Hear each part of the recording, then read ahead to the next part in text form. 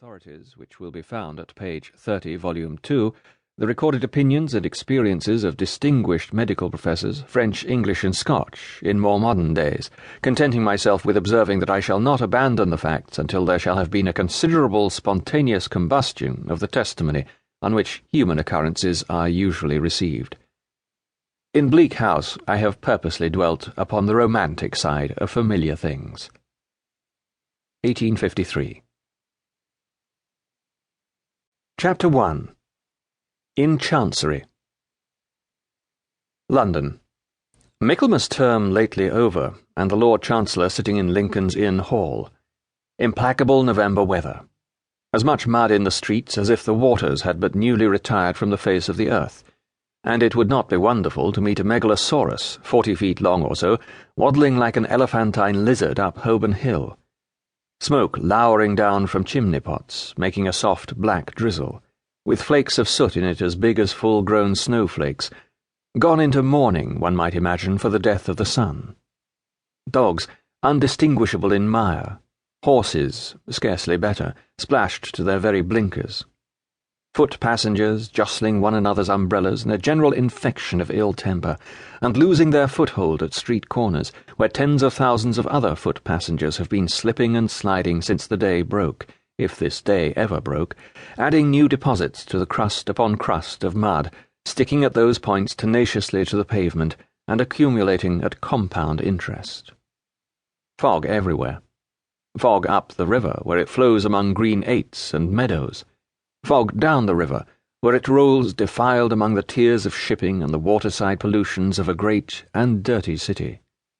Fog on the Essex marshes, fog on the Kentish heights, fog creeping into the cabooses of collier brigs, fog lying out on the yards and hovering in the rigging of great ships, fog drooping on the gunwales of barges and small boats, fog in the eyes and throats of ancient Greenwich pensioners, wheezing by the firesides of their wards, fog in the stem and bowl of the afternoon pipe of the wrathful skipper down in his close cabin, fog cruelly pinching the toes and fingers of his shivering little prentice boy on deck.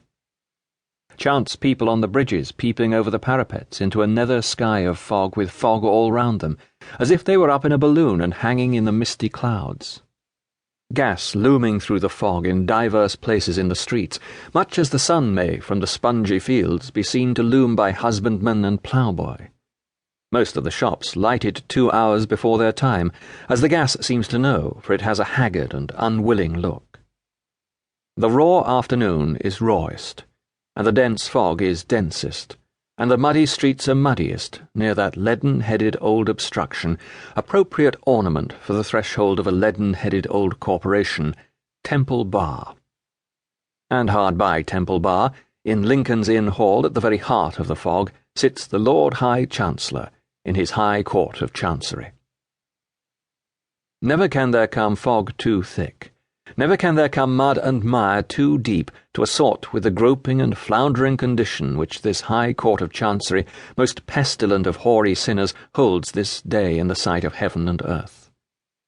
On such an afternoon, if ever, the Lord High Chancellor ought to be sitting here, as here he is, with a foggy glory round his head, softly fenced in with crimson cloth and curtains, addressed by a large advocate with great whiskers, a little voice, and an interminable brief, and outwardly directing his contemplation to the lantern in the roof, where he can see nothing but fog. On such an afternoon, some score of members of the High Court of Chancery Bar ought to be, as here they are, mistily engaged in one of the 10,000 stages of an endless cause, tripping one another up on slippery precedents, groping knee-deep in technicalities, running their goat-hair and horsehair warded heads against walls of words, and making a pretence of equity with serious faces, as players might.